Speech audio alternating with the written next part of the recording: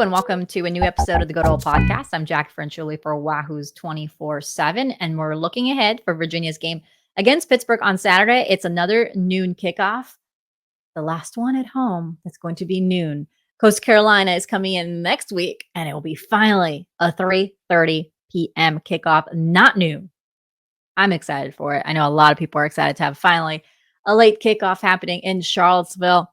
But obviously, we are focusing on Pitt this week. And in the second half of the show, we actually invited our 24/7 writer, Edward O'Brien, who does a good job covering Pittsburgh. So he'll be on the show to kind of break down what the Panthers bring to the table, especially after that big win against Syracuse over the weekend. Pitt's had a up and down season, really. They did beat Syracuse, but they also lost to Georgia Tech. So they certainly have not had a consistent season.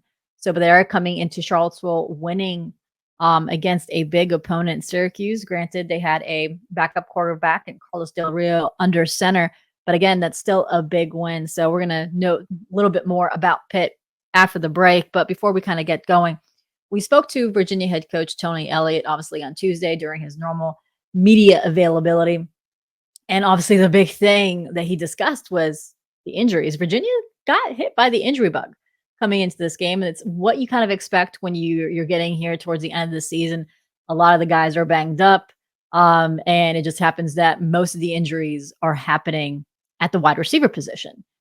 Last Saturday, prior to the game, around Friday night, we started hearing rumblings that Virginia's wide receiver core got hit by injuries. And on Wahoo's 24/7, a little bit before the game started, while I was already on grounds, we reported that we thought that the wide receivers were banged up and we weren't sure if they were going to be ready to go. If they were, there was going to be very limited snaps. At the end of the day, Dontavian Wicks, Lavelle Davis, and Keaton Thompson did not feature, and they left Sean Wilson and Demick Stallings get most of those reps, with Ethan Davies also stepping up there at that position. It was good to see Sean Wilson step up. I thought he's showed flashes that what type of future he can have for the Cavaliers. And also Malachi Fields. He was back on the field. He didn't play, but he was part of the pregame warmups. We had heard he was ahead of schedule, but we weren't sure. I wasn't sure if he was going to be able to play before the end of the season, but we had heard rumblings that he was already practicing. It looks like, according to Elliott, that Fields could see some playing time before the end of the season. He's not going to be a guy that's going to get a lot of snaps, maybe 15 to 20 plays here or there, but it's certainly one to watch considering there's only 3 games remaining. So that means that he is going to be able to keep that red shirt too, even though he plays. So that's something to watch out for too. And obviously, we'll talk about the red shirt situation here in a minute when it comes to the first years. But other injuries, again, we talked about the wide receivers. They're still day to day. Keaton Thompson is the most likely receiver that's going to be available to play. Dontavian Wicks is one that might have more long-term injury issue because he has a bruised bone. So that's kind of in flux. While Lavelle Davis was going through concussion protocol. So again, he is day to day. And but he supposedly was back at practice. So again, Lavelle Davis is day to day. Keaton Thompson day to day. Most likely he will return. And then Dontavian Wicks is the one that's the least likely to return, but still has that day to day status. And then you have running back Paris Jones, who's dealing with an ankle injury. He's also questionable.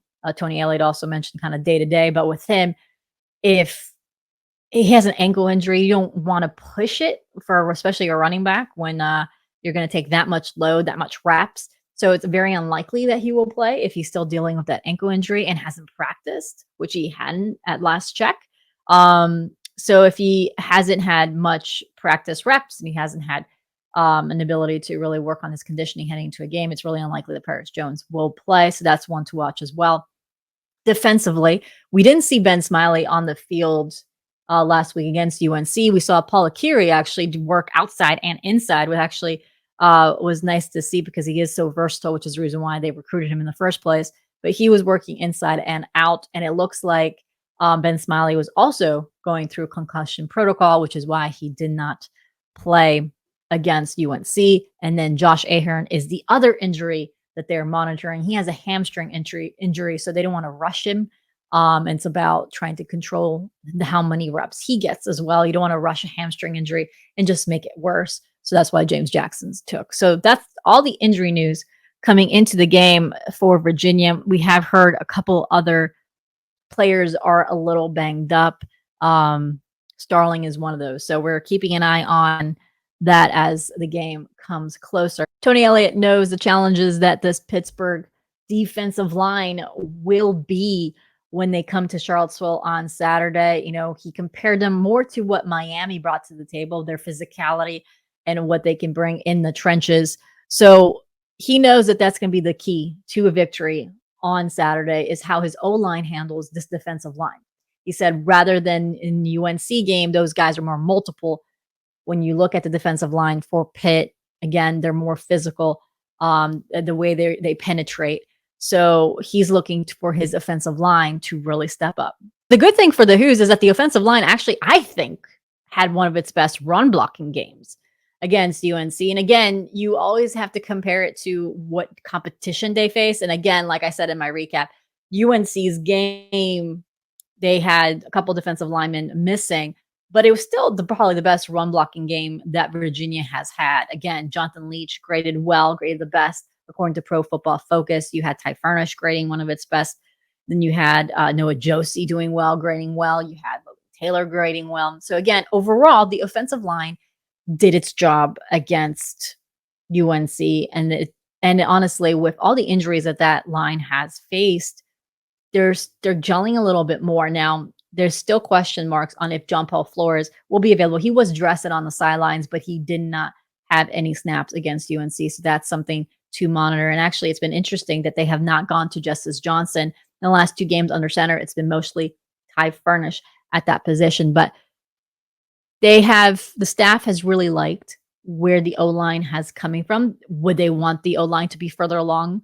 Of course they would, but I think Des Kitchings jokes like he's never had so many different O-linemen out at certain points or not practicing together at certain points. So they've really had to kind of shuffle that group along, considering that, Mikhail Boley was hurt, Noah Josie was hurt. So as far as keys to the game, it's going to be in the trenches, as it always is in college football. It's going to be UVA's O-line versus that physical Pitt D-line. And we're just going to take a quick little break here. After the break, we're going to invite Ed O'Brien to the show. He's going to talk about the Pittsburgh Panthers, and we're also going to touch on red shirts. This is a big conversation with 3 games remaining.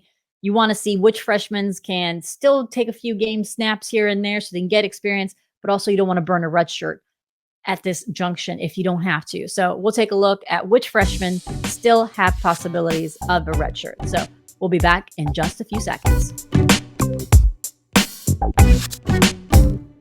And welcome back to the Good Old Podcast. I'm Jackie Frenchuli for Wahoo's 24/7. And as you can see, we have a special guest, Edward O'Brien. He does everything on the 24/7 side as far as the Pittsburgh Panthers. And he's going to let us know what is going on with that Pitt program that seems to have its ups and downs this year. Ed, there's times where I think I know this Pitt team, and then they go ahead and beat Syracuse last weekend.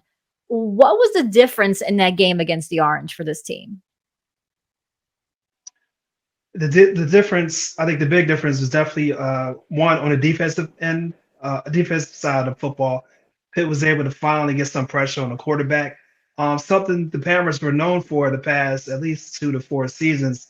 This year, not so much. So this is probably the first game that I've seen where Pitt was able to get a lot of pressure on a quarterback.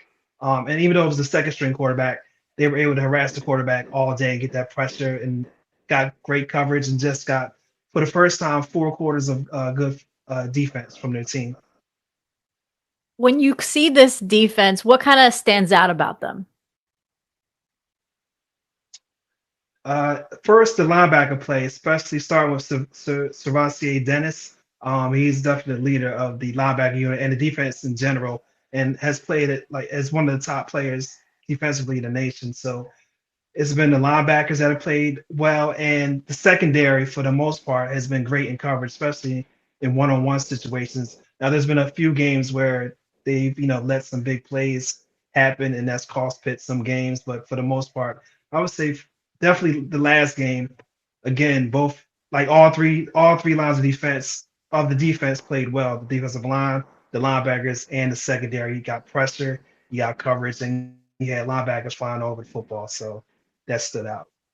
Yeah, they definitely did a good job against Sean Tucker. Sean Tucker was defended really well in that game against Q's. And on the flip side, actually, Pitt was able to run the ball, although Israel Abinkanda wasn't playing against Syracuse. How have you seen the run game kind of develop for Pitt? It's it's been a great development. Initially, of course, Abanikanda didn't play last week, due to injuries, but Rodney Hammond stepped in. It was like, they didn't miss a beat at all. And the thing about that is, in the beginning of the year, it was considered that, Izzy and Rodney Hammond would both be sharing carries. And at one point, at least during the first part of the West Virginia game, Hammond definitely had the better game. And, unfortunately, he was injured. Um, in the first game and missed several games. So the C pitch running game develop over the past, several weeks has been great to see, especially when it was a pass heavy offense last year. And now it's back to his identity with Abanikanda. And, from a personal standpoint, he's definitely been better than expected. And I think Pitt has done a great job with the running game, despite the injuries to Rodney Hammond, who can also easily be a starter for Pitt as well. So, is there an update on Abanikanda? Is he slated to play for Virginia? What's the latest there? I'll be honest with you, Coach Narduzzi keeps those things close to the vest, so I haven't been able to get enough information to give a good answer on that, unfortunately. They I'm hoping he always do, plays, right? but yeah, absolutely. You already know how that goes. Oh yeah, yeah. Virginia is still day to day with a lot of their starting wide receivers, so I get it. I get it. When you look at this Pitt offense from this year, obviously last year everyone knows that they were going to pass. They obviously had talent under center and talent at wide receiver. How have they adjusted missing those two stars on the offensive side of the ball? What's different? Was there's definitely not the high volume of passes per game anymore. They definitely have reverted back to, again, what's been their identity, running the football. And part of that is because, you know, obviously, Kenny Pickett's not there anymore. And I think maybe the bigger problem to an extent is the fact that there's not a lot of deep threats. Like you're never going to replace the Jordan Addison. So, you want to, I guess, have at least, two or three receivers that can, do some type of damage downfield. But unfortunately, from what I've seen, Pitt doesn't have that deep threat as they did last year of Jordan Addison. So, you might see that in the passing numbers, especially the passing average per game. And, if you look at the yardage totals for the Pitt wide receivers, it's definitely not the same as last year. Jared Wayne has been the most consistent, but they don't have that consistent downfield threat like they did last year with Addison. It's definitely different in that regard. So finally, I'm going to put you in a little bit in the spot here. I'm sorry. I do this to everybody who comes on the show reporting on a different team. What is your prediction for this Okay. game, and what would you think is the keys for a Pitt victory on Saturday? The keys to a Pitt victory, and I guess I seem to talk about this every week, but I definitely established in the running game, and not so much just run the football every single play, but I guess to have that balance, maybe 60-40, mostly running. I would say timely passing. In the past several games, they haven't thrown the football a whole lot, and that's because they really haven't needed to just get timely passing plays. So I'm gonna say a balance, offensive attack. And from a defensive standpoint, I do believe, they're not going to stop Brennan Armstrong, but maybe contain him and stop him from making those scrambles where he gets the first downs or those big pass plays to his wide receivers. So I think people will also have to be disciplined in the secondary and win those one-on-one battles on the outside because I do know Virginia has a few talented wide receivers, and I'm pretty sure Brennan Armstrong is going to take some shots downfield. So I think that'll also be a key as well. And what's your prediction? Oh, and I'll answer your question prediction. You know what? I'm not letting you escape I that want one. to. You know what? I want to. I'm going to go with Pitt in a close road victory. All right. I'm guessing low scoring game is probably on the Low cards scoring this year. game. That's what I'm thinking. If we talk about a score, 20. I say 24-17. teams previous. Both of these defenses have done well, and Virginia's definitely coming out from a strong game. So thank you so much, Edward, for coming on the show. No problem at all, Jackie. Thanks for having me. I appreciate it. So thanks again for Ed for joining us on the show. Again, it's always nice to hear the other team's perspective prior to the game. And like I said before the break, we're going to talk about red shirts because that's a big thing. You want to make sure that you don't burn too many red shirts if you don't have to. Right now, if you look at what Virginia has done with their reps and which freshman has played, obviously Xavier Brown, he no longer has a red shirt. He's had quite a few games under his belt as a Virginia Cavalier, and he's getting some first team reps.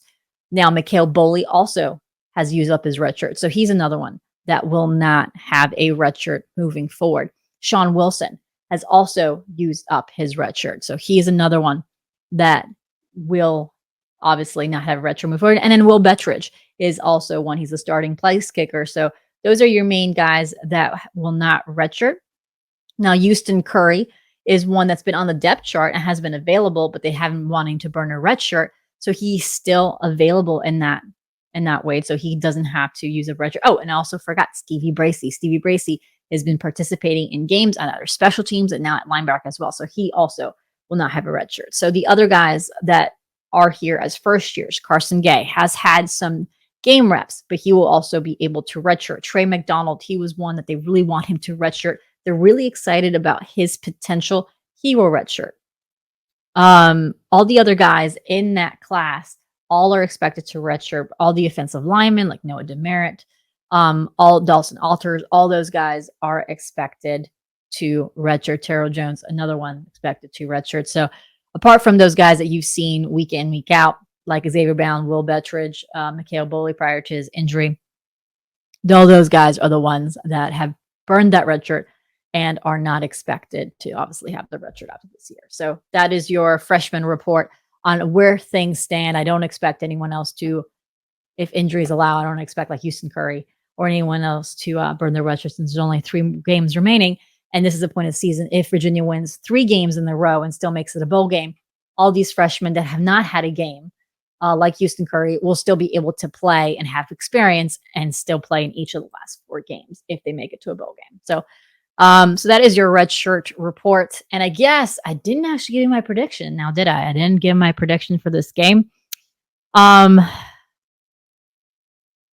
This was a tough one. I'm going to be brutally honest.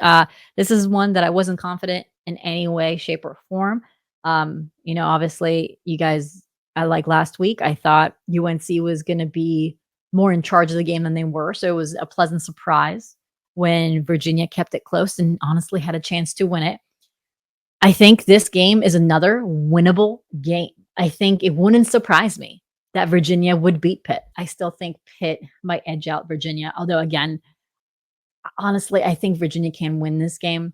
But I think Pitt's physicality up front is going to secure them win. Virginia hasn't done well with ultra physical defensive fronts. We've seen that several times this season. That's been their Achilles heel. So that's why I'm picking Pitt over Virginia. I think it's going to be a very low scoring game. I don't think this is going to be quite what we saw against UNC. So I think Pitt will win against Virginia in a low scoring game. Well, thanks again for listening to the podcast. And again, if you like what you're hearing, go ahead and subscribe to wherever you listen to your podcast, and also on YouTube. Why don't you go ahead and subscribe to the channel, click on the bell so that you're notified whenever there's a new video, and also like this video so it helps our algorithm and helps us grow the channel a lot more moving forward. As far as what's next for the podcast and on Wahoo's 24/7, well, on Friday, I am expecting a basketball-focused episode to be posted on Friday. And then we will have a recruiting preview of which visitors will be on grounds for this game against Pitt on Wahoo's 24/7. And with that, I hope you guys have a good rest of your week, and we'll be right back here on Friday.